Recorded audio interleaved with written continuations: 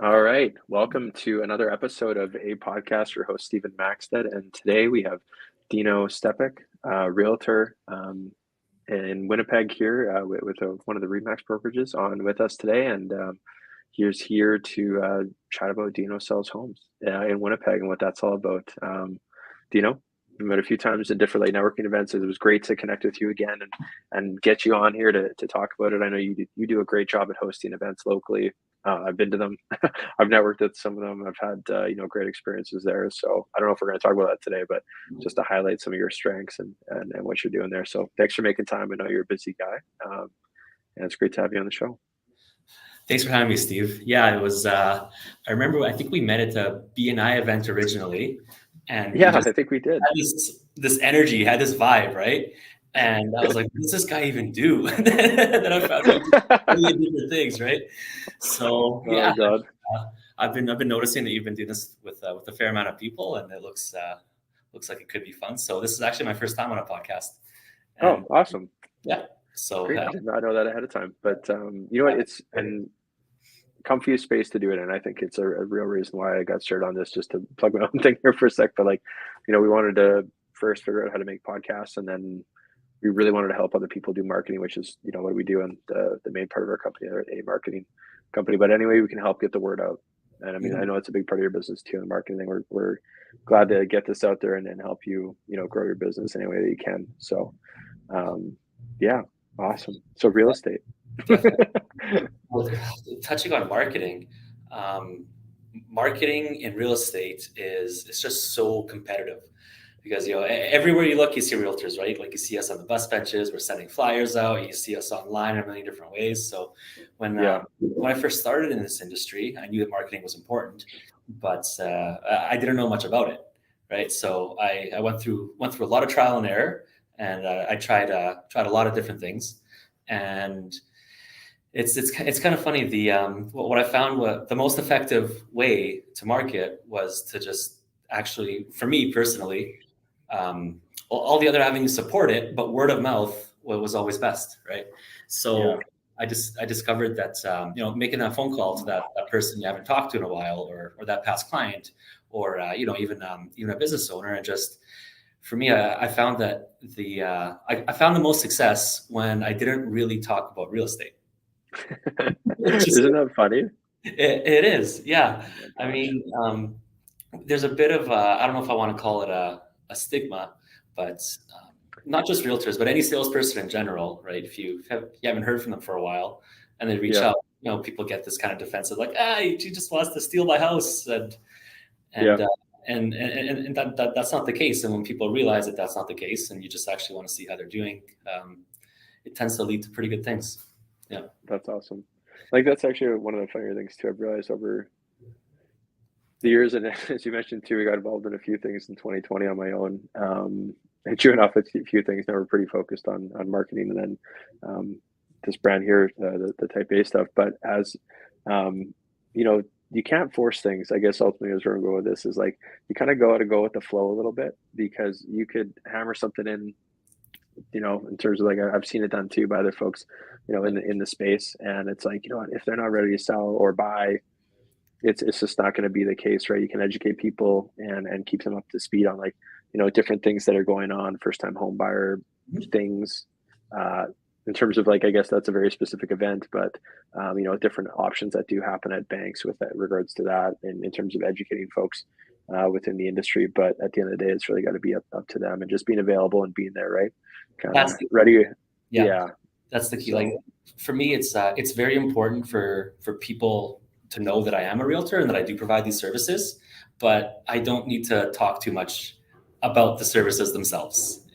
Totally. Then one big thing that I'm starting to realize too, and this kind of hit me probably a few weeks ago, and it's kind of, I call it like a reverse boiling frog situation, because it's a good thing. But one thing that I've taken for granted is the network that I've developed. So not only, real estate related people, not only just, lawyers and mortgage people and contractors and all the people you expect to be in the real estate space, but I've gotten to know so many business owners and so many, just such a variety of people. And I've gotten to know them pretty well, because whether I'm helping somebody buy or sell, that gets pretty intimate for sometimes a long time, sometimes a short time, but you really learn a lot about these people. And Totally. I've found that I can connect people really easily. And again, not just buyers and sellers, not just this guy has a building, this guy wants to buy it, but just people Right. people Just have all sorts of needs, like almost anything locally. I have somebody in mind that is really good at it, that is also a great person, and that's been awesome. That's been pretty cool. Like I enjoyed doing that quite a bit. I guess like the ultimate like networker, right? In terms of that end of things. And are you still part of BNI? Are you still part of a chapter and doing that stuff? I am, yeah. So I've been there for about 7 months now, and I love it. That's been a big part of it definitely added a massive chunk to my network, and it's because we meet weekly. It's been really easy there too. Awesome. You know what? I'm just gonna say this out loud in case like listener has not been in like a BNI thing, and I should almost like have an episode just on BNI, because I was part of it for a year, and I think it just wasn't a perfect fit for the company I was growing at the time, just limited with that rental thing I was doing. But I mean, it was great for networking. I still keep in touch with lots of folks, part of group chats with different nights that get hosted outside of BNI. But ultimately, BNI is a once a week meeting with basically like a 60-second pitch from everyone there. You can bring guests, and it's like a networking event. Just in case someone listening hasn't heard of that, and we use an acronym that wasn't familiar to them. What is BNI actually? I'm forgetting this now. Like BNI Business Networking. Business Network International.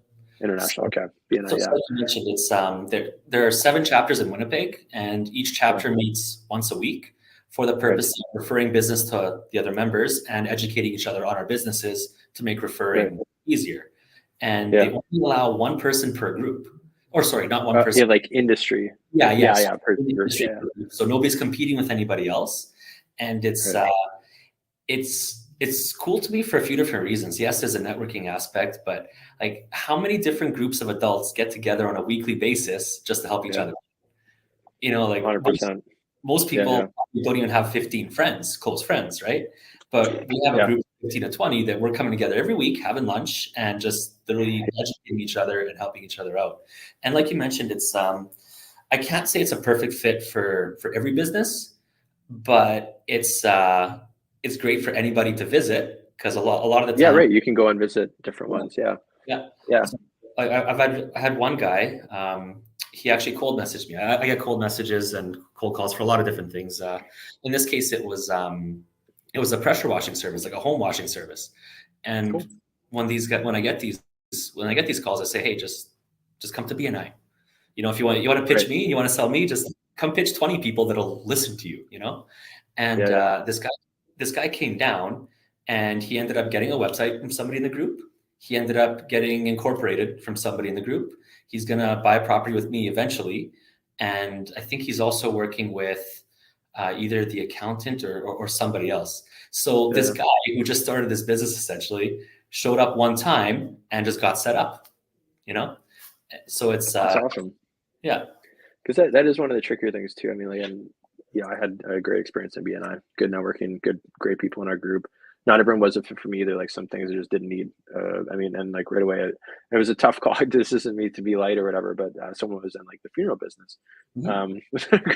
I found that one like a tough referral, because unless someone's like that, or people plan for death differently, and I shouldn't make too much light of it. But I remember that one sticks out for me. I'm like, how am I gonna like? How would I refer that or whatever? It's a tougher one, but if you stay on long enough, it's good networking. I could see how it could still benefit their business, and they were lovely too. For sure. So an easie one. If someone did bring it up, I'm like, oh, I actually know someone that has a funeral home. There you go. Yeah, exactly. Yeah. And then for an education standpoint too, like especially if you're a young entrepreneur, joining one of these groups, even if you don't get a single referral, for the amount that you pay to be there, you're getting an education that's 100%. Just massive. Yeah. And that's what that was my first experience. Actually, I was in a group when I was about 21, and it was my first sales job too. My first sales job. I sold defibrillators. So it was back when they became mandatory in a bunch of different spaces. And I went and I actually only like in the year that I was there, I sold one total. So my first sales job, I spent the year doing it, and I sold one unit. But it just wasn't my jam. I wasn't trained on sales. Yeah, I yeah. didn't know what I was doing. I didn't really care for medical equipment. Not that I think medical equipment is great. I just wasn't passionate Yeah, about yeah, it wasn't. selling Yeah, it. yeah, You know. 100%. But the education that I got there, being like I was 21 and everybody else in that room was like 35 to 40 to 50, and just seeing how all these like professionals interacted and talked and everything else, that was probably the most valuable education I got. So that was cool. Yeah, very My much so. my Yeah. second sales job happened shortly after I got sick, which I'll probably talk about a bit later. Was selling life insurance, and Cool. I did it for a few months, and I just found it so dry, man. Yeah. Like I don't know. Like I think life insurance is great. I think everybody should have it. I have life insurance, but selling it, I don't know. I just felt like I was asking people to bet against themselves in a way. Like Yeah.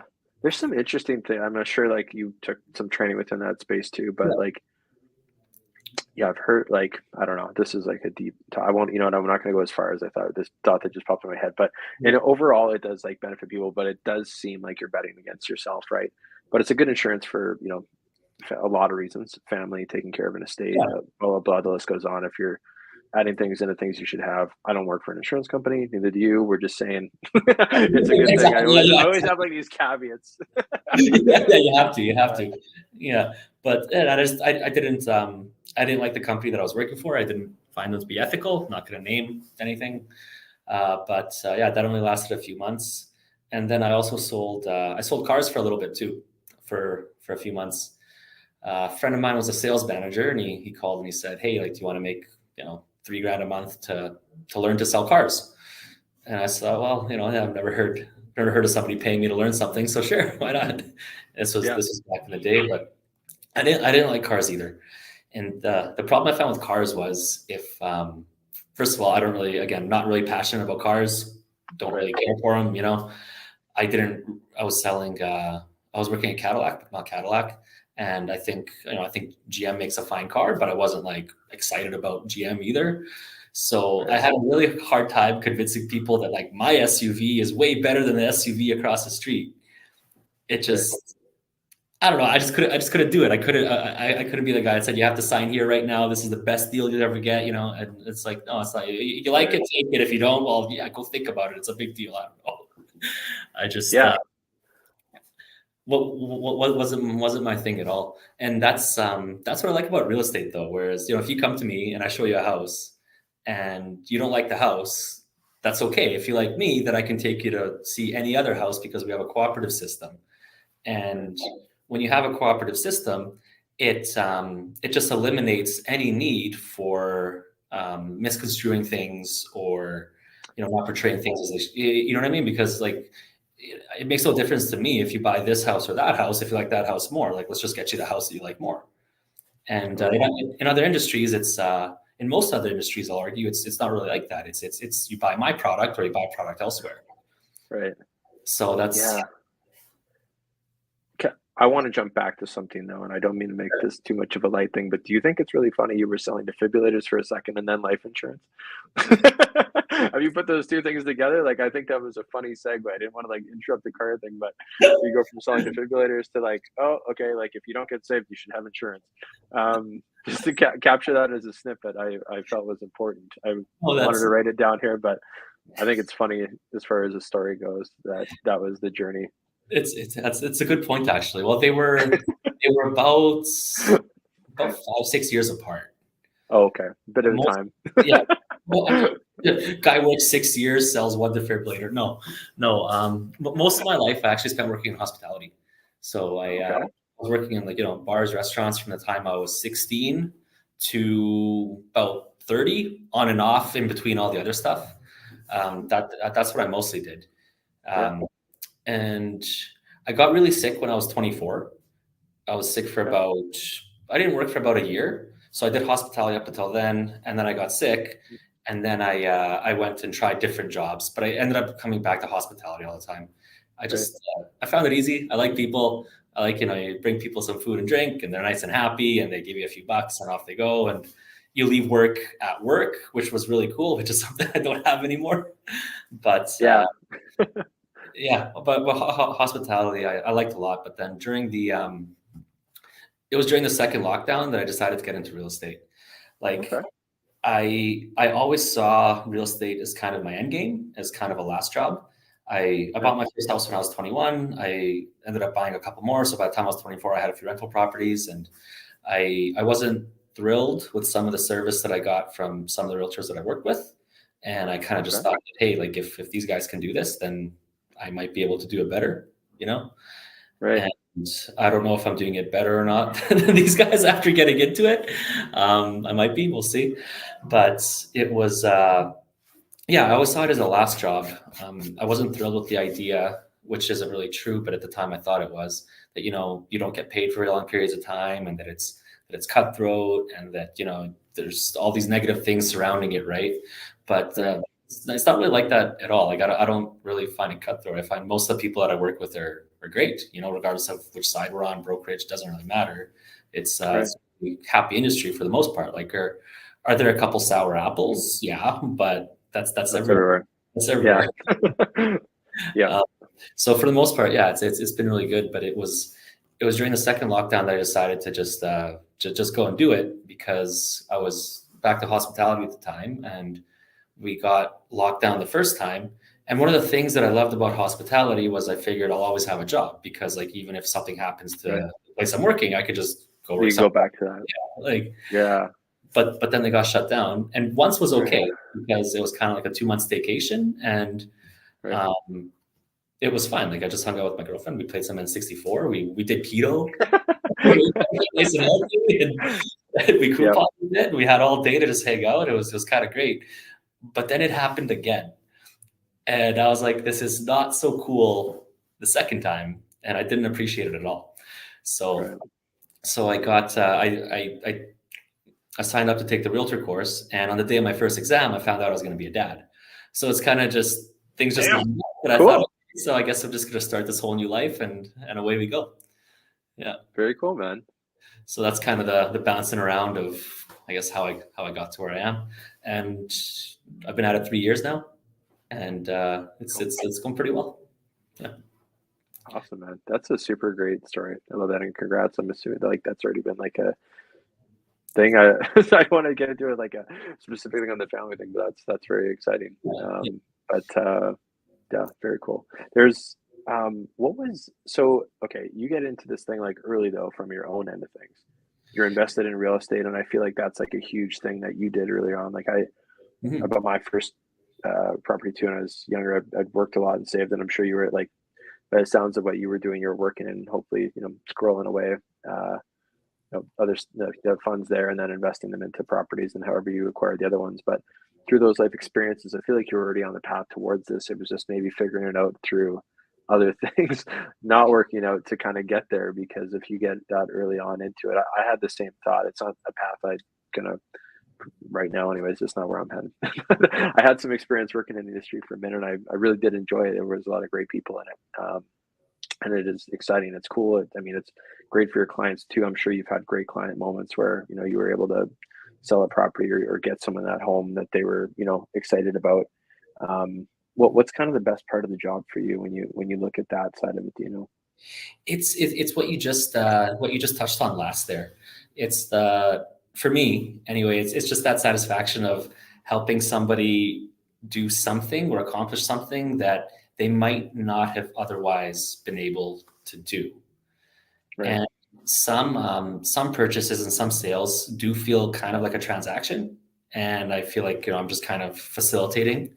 But Mhm. every once in a while, I'd say probably about a quarter of them, it's like I know that because of the advice I gave, or because of how I gave it, or because of the insight and knowledge that I have, so I Right? know that I did something for this person that made a big difference in their life.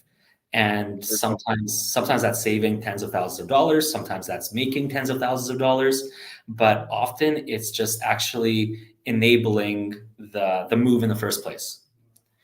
Like Right? for like one, there was this one lady. She was a single mom, so single mom nurse. She had two kids, and she was living in a 2 bedroom house. And the boy had his own room, and she was actually sharing a room with her daughter, who was like 12, right? And she finally hit a point where she had some money saved up, and we sold that house in like 2 days. We sold it really quick. And then we moved off to find something else. And this was back when bidding wars were still, actually, they're still pretty active now, and I'll talk about that in a sec. But she, her budget was this, and she really needed this. And this wasn't anything crazy. This was literally all she wanted and needed was a solid home. And by solid, I just mean, foundation's good. No, she could handle one or two major expenses, but not much more. And it needed to be in a safe area. Okay. Yep. And the areas that she wanted were like West Kildonan, Garden City, Scotia Heights was her dream area. That's where she really wanted to. Nice area. Yeah. That's actually, I bought my first house in Scotia Heights. It was a good time. Oh, cool. But she was just getting outbid everywhere, and she just couldn't, there'd be 6-7 offers, and she'd be like 10K shy, and she just couldn't go any higher. And that was that. And she was getting discouraged. Most people do get discouraged after, you lose 6 or 7 bidding wars. It just gets kind of like, I stay positive. Like I lose bidding wars every day. No, yeah. Say it like that. It's just the reality is when there's 16 offers, only one person gets it, right? So you're going to lose more often than you win. Right. But anyway, I found a house for her, and back up a sec. Most of the houses that we were getting outbid on were like 1,000 square feet, 3 bedrooms or smaller, and needing pretty extensive work. That's where we were at. So I ended up finding her a 5-bedroom, 2-bathroom house in Scotia Heights, dream area. And it needed a ton of work, like a ton. She didn't even want to go sell it. But I was like, you know what? Like, given my knowledge of your situation and where you're at financially and everything, I think that you should just come see the house. So whatever, she comes down, sees it. It needed electrical, it needed plumbing, it needed all the cosmetics, everything. Everything could have been redone, and it would have been a good idea. Right. And but because of the connections that I have with like, I just looked at the situation and I was like, I know you can pull this off. I know that we could we can get some these repairs added onto your mortgage, and I wouldn't waste your time if I didn't think that you could pull this off. So let's just please try. So we make an offer on it, and there was actually another offer even on this. And I told her, I was like, don't worry, what we're going to do here is we're going to write a nice letter. So we wrote a nice letter, just explaining like her situation and everything else. And so we made the offer. And the other agent called me back, and I can't say who the agent was because we're not supposed to disclose things about offers. But she calls me back and she says, the other offer is $20,000 higher than yours, and it has less conditions.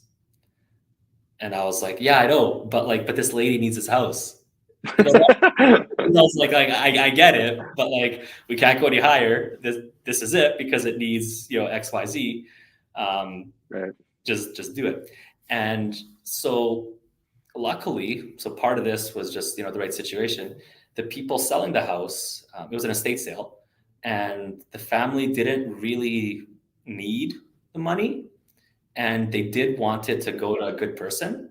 They didn't want it to go to an investor, and it appeared that the other offer was from an investor, and they actually gave it to her, despite this, like, pushing her financial limit, despite us wanting inspections and all kinds of things. They gave it to her.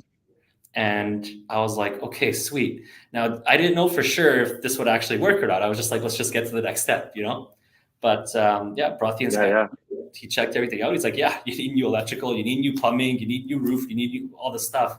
And I was like, okay, that's fine. Thanks for letting us know. That's good. Right. And then I brought my contractor in and I said, okay, we have a budget of X amounts. What can you do for this lady? So we couldn't do everything.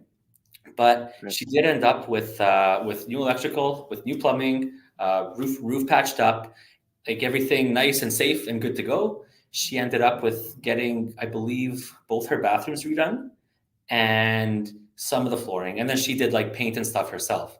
So she went from being outbid on 3-bedroom, 1-bathroom houses to getting a 5-bedroom, 2-bathroom house in her dream area. And that was like, very cool. And it's like, did I make $1 million on that? No, but like she was happy. That's funny. And it's yeah, it's those are the things that I enjoy doing for people. It's really good because I know that, you know, are there other realtors that might have done the same thing? Yeah, probably. But I think that she would have had to go through quite a few to have somebody actually have be willing to go that far, and even knowing, you know, what's possible and what isn't, and how to navigate all that, right? No, I mean that's a great story to share too. I know there's like you said too, other folks out there that are doing similar style work. Yeah, It's just like that dedication to stay the course of time to do that. And I know that, I mean, from learning a little bit about it, it is can be very cutthroat, like in the industry in general. Like it's usually short-lived careers and many a time, but then the folks who stick around like yourself and are pushing through are able to have just this like great wealth of knowledge to know that, you know, yeah, maybe we should approach this in a different way, or these are the different things that we can do, you know, pull from, we'll call it, you know, like other connections yeah, yeah. to make a deal happen like that. So it just becomes, you become very sticky, like a spider web of info and connections within this Pretty space. much, pretty much. Yeah, So yeah. Like I was saying cool. at the beginning, like I kind of started taking that for granted, but then I started realizing that, hey, like, you know, the average person that works, let's say an office job, which there's nothing wrong with, but they, you know, they probably don't go to a networking meeting every week just for the purpose of networking and Totally. meeting with people. Yeah, yeah. You know, and they probably don't, like I have, like with what we're doing right now, like I do similar things like in person with people all the time. Like I just want to sit down and learn about your business, you know? And, Totally. you know, I'm lucky in the sense that my schedule lets me do that. So, but yeah, like I said, you kind of, and after a few years now, I'm kind of like, wait a second, like I'm this, I came to the realization that not everybody has the same network, I guess. And then Yeah. I almost feel like a social obligation or responsibility to share that network and make those Totally. connections, especially when all it usually is like, hey, here's the guy's number, call him, or here's the girl's number, call her, and you know my work is done, and I go home and sleep like a baby. That's awesome.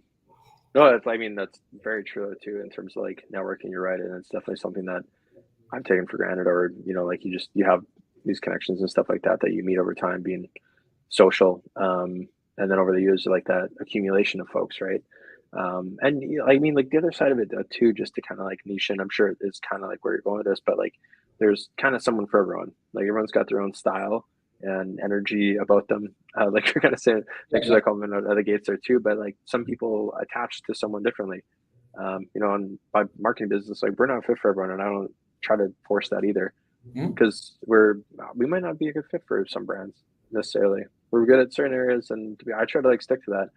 I think that almost makes it more. It's like one of those like there's probably a psychology book on this one, but like that like all of a sudden you become almost like more attracted by saying that in a way of like saying no, but it's like it's genuine. It's like no, like I don't think we are a good fit. I've actually referred people to other folks that I'm like no, like they'll do more what you're thinking, and I think it's a more efficient way to do business personally for me. I'm sure you've had maybe similar situations too, where like you know you get to a stage where you're just like, hey, like this isn't perfectly fit for us. You know, we'd love to take it on, but this other option might be better for you, you know? I run into that a fair bit actually. A common scenario is what happens often is a lot of people want to sell their houses on their own. Okay, Right. usually the reason is they don't want to pay commissions, and I actually support that. You know, Yeah. it's, you know, I'll get shot for saying this, so the realtors hate me for this, but if you can change your own oil, change your own oil, do it. Yeah. If you can, you know, if you can fix your own phone, fix your own phone. I don't know, if you can sell your own house and get the same result without paying anybody, then go ahead. You know, like if you Right. have the um, proper skill set, if you have the availability, if you have the knowledge, then Yeah. sure. Well, that's the most common thing.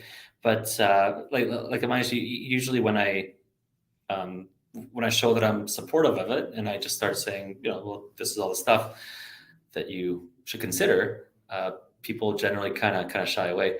And one line that I use with people often is like when they don't want to pay, they don't want to pay anything. I say, hey, that's no problem. I can actually connect you with a realtor that'll do it for free. And then they go, because like, do you really want somebody that's not motivated at all to be in charge of selling your biggest asset in many cases. Totally. Yeah. So Yeah. that's probably the biggest that I see with that. But another thing, another area, I'm starting to do a bit more commercial, and I'm Okay. getting into that. And some people believe that you can't specialize in both, or you can't specialize in multiple things. And I mean, I agree with that. I don't think that any person can be a specialist in every area of everything, and that's why we have different jobs. That's why you have lawyers and you have accountants and you have mortgage people and you have realtors, and you know.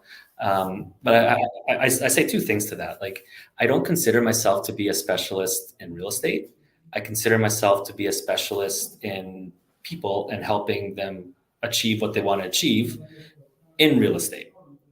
You know, Nice. because at the end of the day, I'm not a construction specialist. I'm not a tradesperson.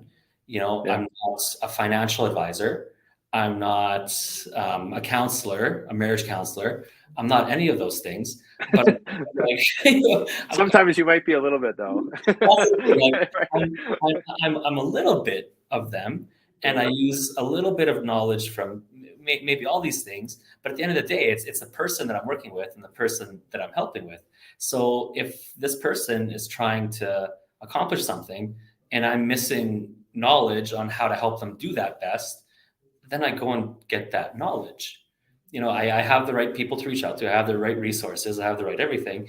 And at the end of the day, it's not just about the person getting the answer. It's about the person getting the answer within the context of what they need exactly, right? And again, that's where, like I said, I don't consider myself a specialist in any one type of property. I sell mostly residential. I sell mostly in the north part of the city, but that doesn't mean that I can't go elsewhere. It's just that just happens to be where I know people, you know. Totally. So yeah, it's not so much the house or the building or anything else. It's the people that I really help at the end of the day. But the other thing I say, especially to the people that think I shouldn't be doing commercial, which is really funny. I say, look, man, if somebody were to approach me and they were to say, hey, Dino, we're considering 3 different areas to build on, and we're considering 7 different types of buildings to build, what's going to make us the most money? I would pass that person off to a person that does that. Like that's above my head. Like, you know, I wish I could help you, but I would just be dishonest with you if I said that I knew what was best for you. But if somebody needs help, you know, leasing an office space, either leasing it out or getting one for themselves, or somebody needs help, you know, acquiring an apartment building or a strip mall or a commercial property or selling them, yeah, I could do that confidently, like no problem. Right. I think that makes sense. I mean, like, you're kind of in that space anyways, and some of the folks who I'm sure you've done residential stuff in may own other properties, or they're businesses, owners, like you said, you're networking all the time. That makes a lot of sense, and if you needed help, you have lots of resources. I mean, I know parts of your team too, so it's kind of like Yeah, a very like not like you'd have other folks that you could go to and ask for, you know, help, or if, you know, you got other folks around you in terms of the brokerage and the team that you have developed. So yeah. exactly. And I'm finding right from the beginning of this industry, one big difference between what I'm doing right now and all my other jobs, including hospitality, especially hospitality. In hospitality, everything's like this. You know, if somebody's hungry, they got to eat. If somebody doesn't have their, you know, their honey dill sauce, they need that honey dill sauce because their chicken fingers are getting cold. And in real estate, it's like the building is still there. It's going to be there tomorrow, you know? And all I mean by that is, like I said, if I come across a situation where I could use a bit of guidance, or, you know, I'm not quite sure if it's left or right or A or B, people really appreciate when I tell them, hey, you know what? I'm just going to find out. Yeah. And then I find out, and Makes a lot of sense. And they're happy. Because again, though, like I mentioned earlier, in this situation, like if you were to come to me and you had a question about this commercial building or whatever, and I didn't have the answer offhand, well, I'm sure it's going to be a lot easier if I go and get the answer and give it to you, rather than if you yourself go sourcing the answer from wherever you're going to source it from. But then you have to explain your whole situation to that person, and it's probably a lot to digest, right? So the answer that you get might not even help you because they don't know exactly what you're trying to accomplish, and they might not have the time for it or whatever else. So it's that's what I lost my train of thought there, but that's okay. No, about like knowing, I think the person ultimately prior to the business, because you knowing all that detailed background about them, that's where I'm picking up. I just actually wrote a note down on that. Yeah. Talk about something else. I'll add it in later here, but I totally get what you're saying. That avenue of it, it's because you get to know that person so well, you know a lot more about their background and their back end, perhaps too, in terms of like, what are they budgeting for? Maybe some intimacies around personal life and professional that they need to balance in terms of costs. Nothing weird in terms of me making into it, but like, do they have another kid on the way? Yeah.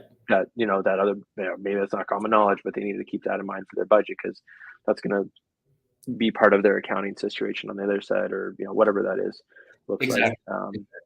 Yeah. So And if they're going direct to the source or to somewhere else for the info, they're missing that entire relationship. Yeah. Totally. Yeah. That's where frustration. Yeah. Oh, yeah. The communicate. It's like how you communicate and how deep you're willing to share a lot of communication. I find that's where like issues come up, because I've had enough years experience working in like either agriculture and other industries on the journey too, but mostly ag for me. But you can almost see after the fact, and you look at difficult situations you work through, where you're like, I see where the breakdown happened. I see where this person was irritated by this thing. I also understand the information that I had at the time was this, and it totally makes sense why that was like a butt head situation. Can't go back and change it, but you can learn from it. And then hopefully make it better. I laugh at that, but like the next time, just have some very specific things in ag where I'm like, oh yeah, that was chaos. But now you're an expert in it because you went through it. I think that's sign of someone who's really good in their profession, is it's calm within the storm. Nothing really phases them a whole lot. People that get excited in business make me nervous, actually. If they're too out there, I'm like, okay, I don't know how you're going to react. That's been a good learning too, right? You don't want the explosive or reactive side of things in many cases, right? But we're fancy animals. Sometimes it's hard to control that emotion, especially with something like real estate, though, too, because it's a big purchase, both buying and selling. It's like something that both the individual and yourself are passionate about. And if they're really set on a house, but they get outbid, they can get irritated by that. But some things might be out of their control, like the other person's budget. Money might not be a factor for that other person. They might be willing to go up to whatever because it was a street that they lived on, a lifetime ago, right? So yeah. The example I use most often is young couple and grandma lives next door to that house. They will pay more than anybody else. You can't fight that, right? And then of course that trickles down into how close, maybe it's really close to their work or their schools, or maybe they're out of time, like right. When it comes to bidding, it's about expectation management, and that's a big thing in my industry, kind of on a day-to-day basis. And I found once I got good at setting expectations for people, realistic expectations.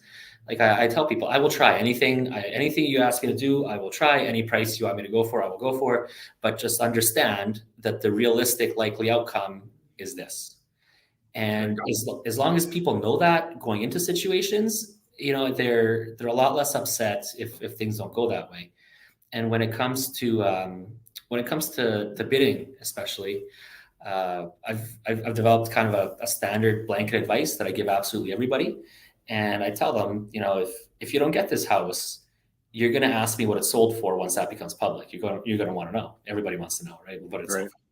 Yeah. So I tell them that you need to give me a number where if the sale number is even $1,000 more than your number, you're not upset. You're like, let him have it. If it goes anything over this, then you sleep like a baby, you're fine. And that calms people down a lot too. Yeah, I totally get where you're going with that in terms of like a question to ask. I remember when I was working with realtors to get my house, but oddly enough, I actually ended up buying mine on my own. It didn't actually work out. It was a very competitive year, but in like 2013, I remember going through lots of houses and putting some offers, got out bid, and then I ended up going on my own, rogue Steve-O out there, and ended up buying through. I did that too one time. Yeah. A private dealer.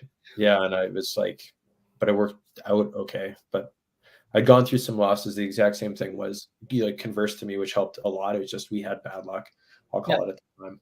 And so like, that's a really great comment to make, because we did lose by like 10K at the time. I'm like, I didn't want it that badly, I guess, but like some of the houses were pretty nice, but you know, it was just enough for them to outcompete me at that time, first time house. But it reminded me of what you were saying before about like those different gaps and stuff. And I remember I had to go to the back to my bank at the time. They'd only allowed me a first time home, like wage matched this part. But I'm like, hey, like if I'm going to get a place that even makes sense right now in this market, like I'm going to need to get an extra, basically 100K on top of that, because everything else that I'm looking at needs 50 to 70 in work. Like literally holes in roofs. Like this is not gonna go like or whatever, like where they need like a foundation thing, which I'm not familiar with. So like I'm just gonna chew on a big project. And ultimately I had a really great banker at the time, like really, she doesn't do that anymore, unfortunately, but super great for help. And I remember that being just like so great in terms of like having like that asset on my personal team. It's like, it's kind of funny to think about now, this 23-year-old kid doing this, but yeah, then they added that on. They're like, yeah, this actually totally makes sense, and shared like that experience. I'm sure you have folks in your network that, you know, offer similar style services, whether it be like a mainstream bank or a mortgage broker, and you know, getting that extra help, because sometimes it doesn't make sense for what, you know, is on paper versus the reality of the market. You know, because you can only look at pictures until you go in and see, and I'll say even like smell, you know, the house in terms of like mold, or like, you know, what does this feel like to be in and stuff. Like you won't know until you get in there, because things have looked very nice, and you get down to the basement, you're like, okay, what's going on here? You know, I didn't, you know, like you can't smell through a photo. In terms of that, we live in a floodplain. Ultimately, that's why I made that comment specifically. There's lots of houses that have issues and whatever, but anyways, but you find that out by going to them. And then talking with your team about it afterwards. So yeah. Anyways, that's my tangent on that side of things. And what are you seeing today, Dino? I know, like, okay, we'll timestamp it. It's early April 24. What's going on in the market kind of today? I know it's a common thing people probably may want to hear closer to the date of the release of this. But, yeah. So two big things are happening. Number one, spring is happening, and traditionally in Winnipeg, spring hits, and like many other industries, real estate just takes off. Like I usually say it's the second nice weekend or the second nice week when people just start coming out the floodgates. So that happens on a yearly basis every year to varying degrees, right? But what's happening this year that's a little unusual is ever since the rates went up to 5%, 6%, there's been a lot of hesitancy with a lot of buyers. And these buyers are waiting for the rates to drop. There's a big group of people that are saying, "Oh yeah, I'll just hold off until the rates drop."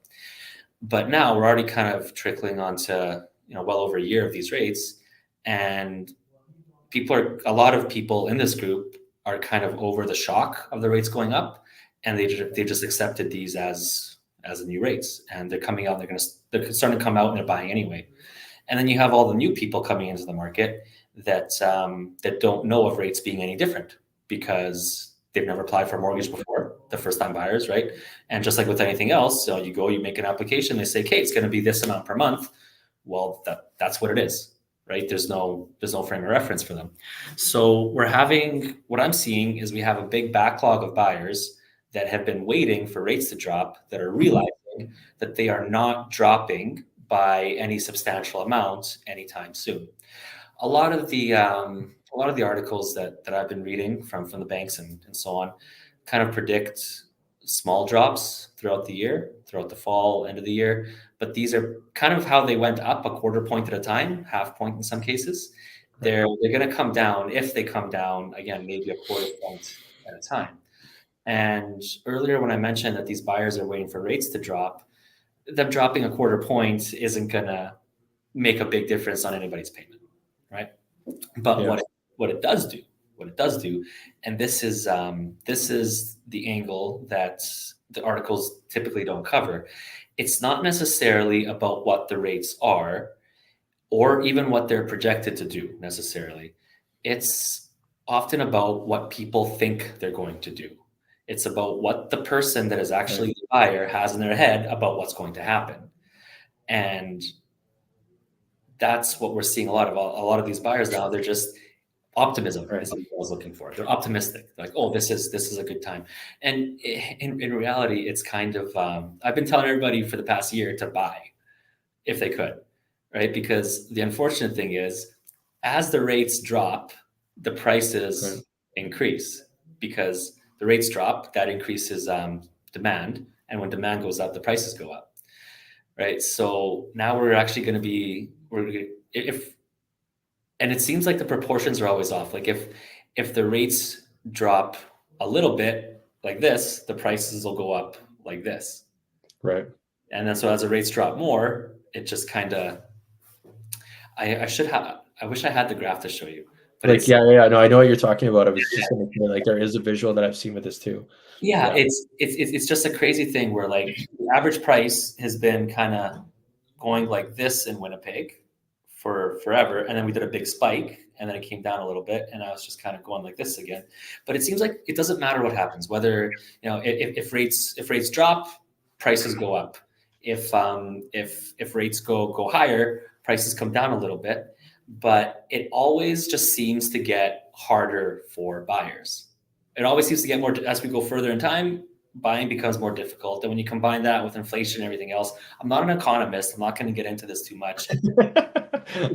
We all know that back in the 70s, 60s, 70s, 80s, you had one person working a normal job. I don't know, fixing toasters or something, and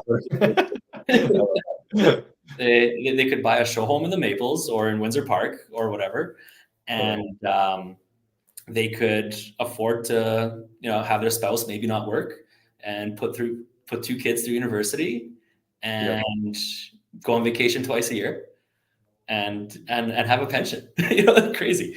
Whereas nowadays I'm working with young couples that are professionals. They're working medical jobs and things like that, and they're in some cases having a hard time affording an average house, which is around 380 to 400K depending on how you do the math on that. Yeah. And when you look at the difference between those two things across 3 generations, it's a big gap now. Yeah, that too. It's like the graph you're talking about. Yeah, and I don't see any evidence of that reversing. Like my daughter's 2.5, so by the time that she's a grandma, is her kid going to be able to work one job and buy an average house? and I don't think that's a future anybody is predicting, right? Right. So when I'm talking to people that want to buy real estate, I tell them just, if you, and disclaimer, this goes back to what you said earlier, actually, not everybody should buy real estate. If you are, if you are planning, if you don't know if you're staying in the city, if investing is not your thing, because investing is a kind of different thing. But, if the question is, should everybody own the place they live in? I don't think everybody should. Some property types actually depreciate. So if you're hoping on your investment doing something for you financially and you're buying the wrong property, you shouldn't be, because that's just not a thing. But I guess it comes tap into this for a sec here. So there's basically 3 main reasons why people buy property in the first place. And financial reasons are a big one. You don't want to pay rent, you want to pay down your property, sure. And then there's lifestyle. You want to live in a certain place in a certain way. And then there's kind of the convenience of things as well, right? It's mostly the first 2 though. So, pride of ownership goes into the last one there. So financial, pride of ownership, and lifestyle. So for some people, they're actually willing to buy something and lose money just because they want to own it. And all the power to you. Right. I support that. If you're going into that and knowing what you're doing, cool. But yeah, not everybody should necessarily own real estate. Most people probably should. But I lost my train of thought. We're talking about the 3 reasons why people get real estate, and that doesn't matter. We can segue. I've had moments like this too. It happens. I was just in a conversation the other day. But no, we were talking about why now is the why buy now instead. Yeah. So I just wanted to get that out of the way. So assuming you should buy real estate, assuming buying real estate is a good idea for you, you should just literally buy it as soon as you can, because the best time to buy is literally any time in the past would have been better than right now. Even totally. and then people come at me, they're like, "Oh, what about the people that overpaid back in 2021 when the big price spike happened?" And then when you do the math, actually though, the people that got their mortgages so cheap that overpaid for these properties actually got a better deal than the people that are paying the current mortgage rates now at lower prices, which is really messed up. You got to see the math on that. But literally any time in the past would have been better than today. Today is next best. And any time in the future, I can guarantee you will be worse. Sure, there's seasonal fluctuation and stuff. Like if in Winnipeg, if you want a deal, if you want a good cash deal on a property, generally you're better off shopping in winter, but you're going to have a lot less selection to choose from. If you're not picky and if you're not scared of the snow hiding stuff, which it doesn't really do. Actually, I'm going to segue for a second here. Buying a house in winter, if you want to know if the house is good or not, is actually better because you can actually see more faults in the winter than you can in the summer. So in the winter, like if there's spots where the snow is melted on the roof, you know that you have insulation problems in the attic. You can actually go inside, you can tell if the windows are leaking because if you put your hand up to it and you feel cold air blowing in, you're gonna know. Whereas in the summer, if it's plus 20 in the house and it's plus 20 outside, you got no clue. Right. You know? So people have this fear about the foundation being hidden. Like the foundation is actually buried under like 6 feet of ground, so you can't see that anyway. But anyway, yeah. So and the other thing with so then people would ask me like, should I wait for winter to get a deal on a house? And I say, well, no, because between now and winter, prices might still go higher to the point where if they slump, they're still higher than they are now. Right. So my general advice to anybody that's looking to buy a house is as soon as you're ready, as soon as you decided you want to go do this and you have the means and you've decided it's a good idea and you've talked to professionals and it's all good, buy the first house that you love. And if you don't find one that you love, buy one that you like. And you won't regret it. I haven't come across anybody that was like, oh man, yeah, we really should not have bought this place 5 years ago. This is stupid. I mean, like kind of going back already to my own personal experience, but like went through some places I really liked, but it just didn't work out. And some of it was like location stuff. It's odd how you end up staying close to where, or for me anyways, where you grew up. I ended up being like a lot closer to home than I thought I was going to, but within reason. It was kind of like, close to the high school I went to. I really like that area over in like Charleswood, and then ended up being, south end of the city and closer where I grew up and stuff, but not in the same neighborhood. But there was, you're right though. And I mean, like it's a long play when people think like really down the road, like it's more like, are you going to be in there for 10 years, 25 years? And you don't have to worry what it would sell for in 3 years because you're not selling in that market. You're selling in a market that you don't even know anything about yet. Yeah. The rates might drop again and you might get way over what you thought it would even ever be worth.